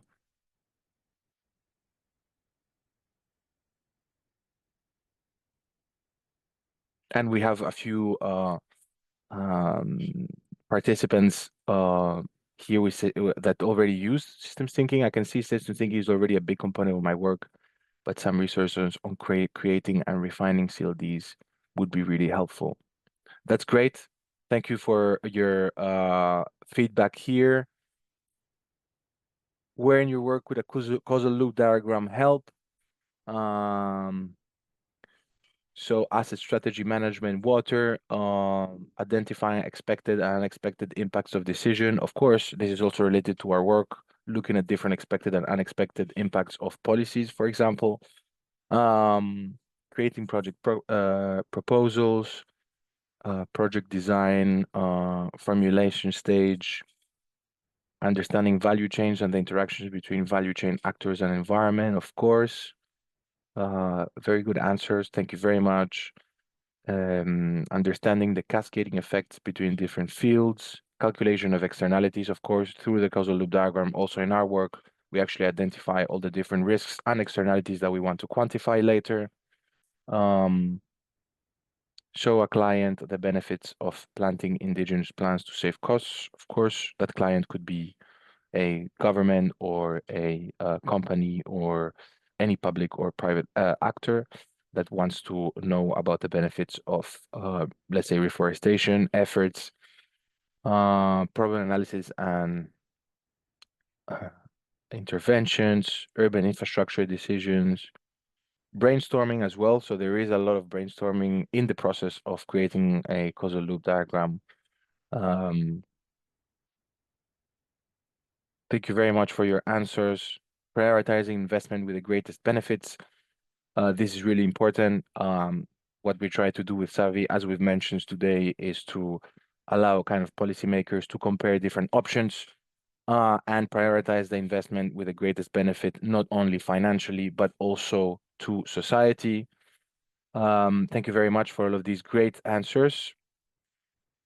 And one thing you learned today, so that's the last question of the Mentimeter. Interesting Savvy analysis framework, how causal loop diagrams can reveal anticipated impacts and relationships. That's great. Through CLDs, of course, how things are interconnected and how important we need to take time to think about the impacts. Very important indeed. Some people were already aware of Savvy, but it was good to hear the case study. Again, we will go through other case studies, slightly different material every time, slightly different interventions. So you can also kind of look at the different scenarios and added benefits and avoided costs that we have developed as part of these interventions and how they differ from each other. Systems thinking, CLDs. Some people learned about Savvy for the first time. That's great. CLDs is something that's come up a lot. Of course, this is quite a niche field for some systems thinking. So a lot of systems thinking and CLDs. Thank you very much for all of these great answers. I will move back to the presentation really quickly for some closing remarks and to open it up for some final questions at the end, if there are still any.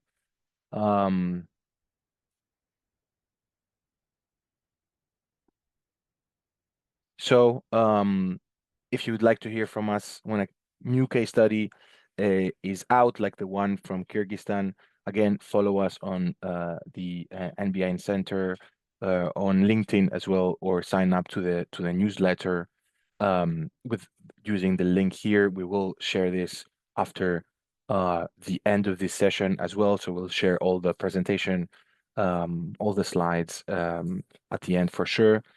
And let's have a look at what we're going to explore going forward in the next couple of weeks. So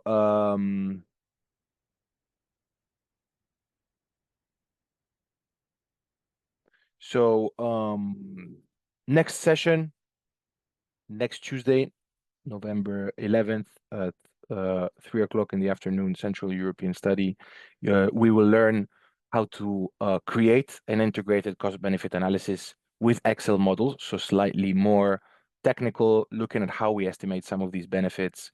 There was a question today about kind of the template, so that would be maybe a good first step on how to use that template. Going through the Excel model and going through the different kind of parts of the modeling process and how we estimate some of these impacts. We'll look at the results, the different, net benefits and benefit to cost ratios that the results show of a SAVI assessment case study in Ethiopia. And we will also welcome a guest from the World Resources Institute that we worked with for that case study in Ethiopia. So we'll have another group exercise. So please join that session. It will be very interesting. And again, if you have any more questions, even after this session, please send us an email. We'll be happy to connect and answer any questions. Thank you very much for joining today. Thank you very much for all your contributions. Have a great rest of the week. Thank you for all your answers in Mentimeter. I hope you found the case study and the presentations interesting, and hopefully see you next week. We will stay for a few more minutes in case there are any questions. So we can open it up for any participants that want to ask us anything related to the material that we presented today.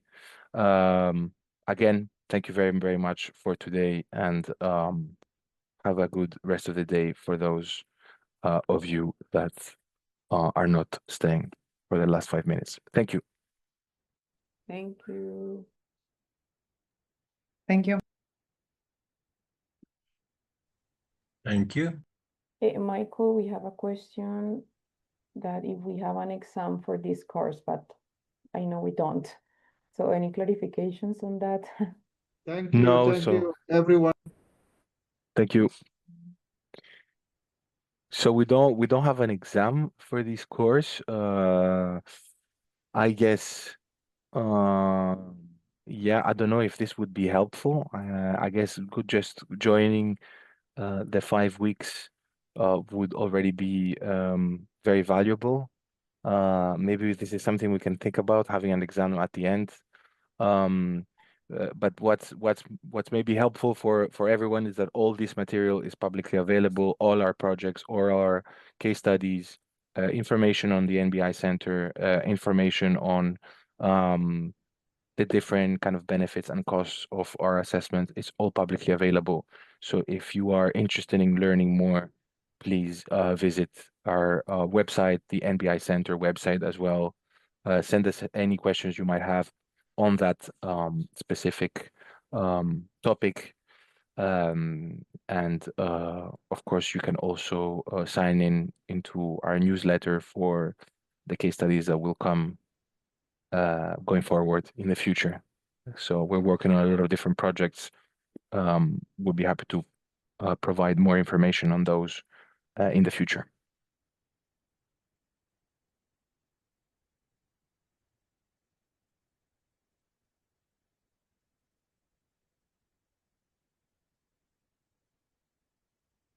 Maybe a question for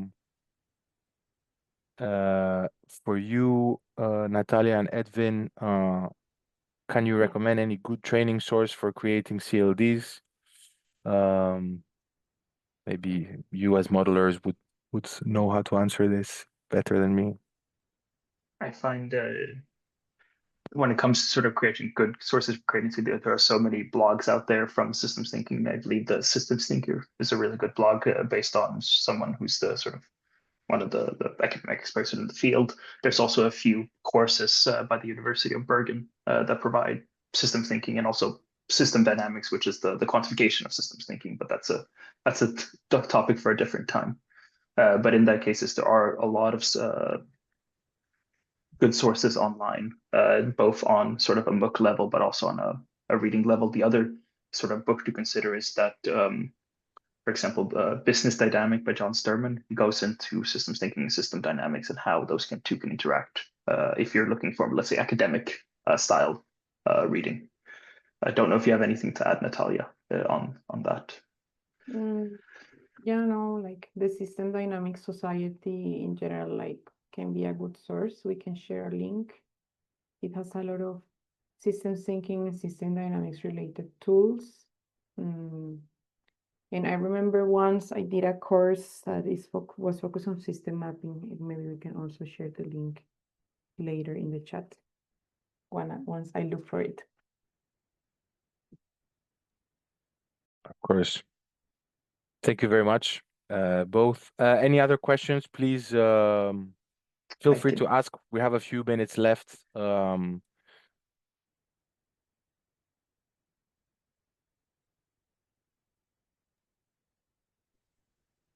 Michael, I think people don't need any exams from the chat.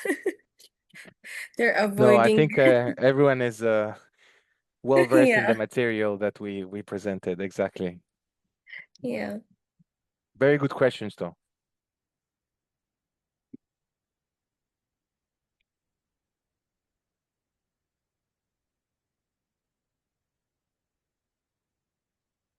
Hi, sorry. I was asking a question on the chat. Just wanted to find out, do you decide on projects based on proposals, or do you just come up with the idea to work on specific projects based on the impacts that you see globally? So thank you for the question. So we're not we don't have full flexibility to choose whatever projects we want based on their impact. That would be great if we could do that. But usually what we do is that we focus on certain regions or certain kind of sectors, and then we receive some funding to actually work with a few governments on that, let's say, sector or on that region to develop these kind of projects.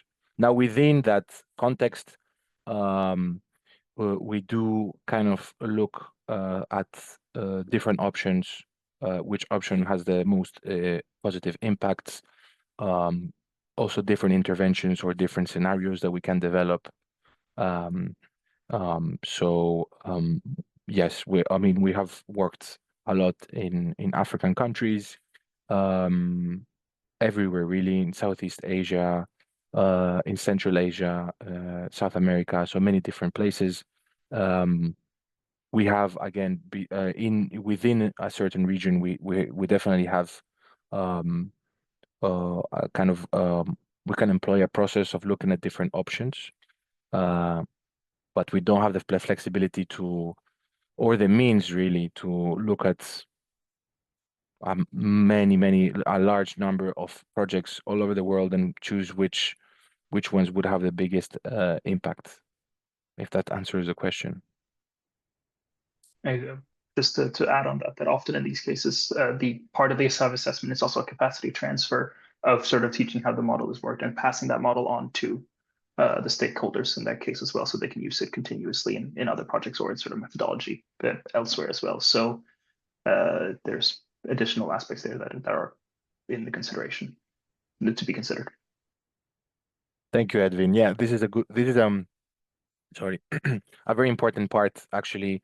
At the end of the project, of each project, we also try to develop kind of a capacity building workshop or training, a bit similarly to what we're doing here, right? To kind of pass on the model, if they want to, let's say, scale some of these interventions or use it for other projects, kind of the stakeholders that we work with, the governments that we work with.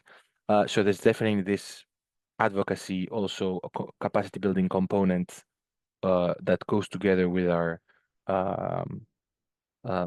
kind of assessments. So thank you, Edwin.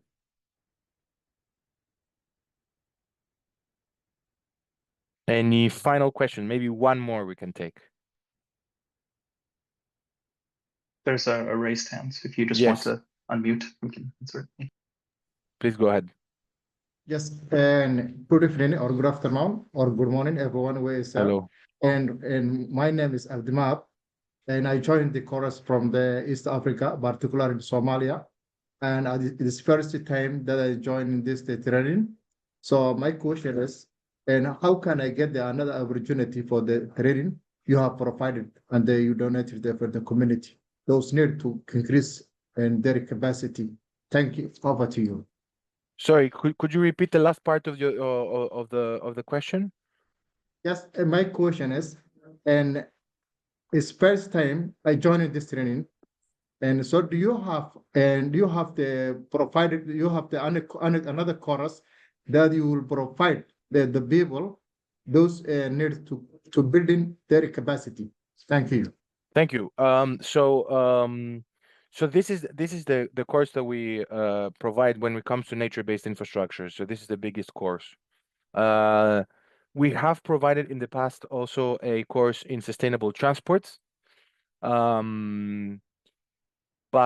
I mean, what we can do is, please stay tuned in case there are any more, any similar courses that we will develop going forward. We're always developing different capacity building events and courses. So please stay tuned. Follow us on LinkedIn if you can. Visit our webpage to kind of be aware of any other trainings that will come in the future. Unfortunately, some of these capacity buildings that we do as part of the projects, they're very specific to the projects. So they're not publicly available. Again, what's publicly available is this training, and I'm sure we will also organize other similar trainings in the nature-based infrastructure space or on other sectors as well. So yeah, please stay tuned for that. Thank you, Edwin, for the link for additional material. So we'll stop here. It's at the top of the hour. Again, thank you very much for joining. Please join us next week as well, where we're going to delve deeper into some of our work, look at other case studies, and some of the other assessments that we have worked on, and talk about some of the more technical stuff of the whole Savvy methodology and system dynamics assessment process that we work on. I will also talk about the Excel model and how we calculate some of these avoided costs and added benefits of today. Thank you very much again, and hopefully see you next week.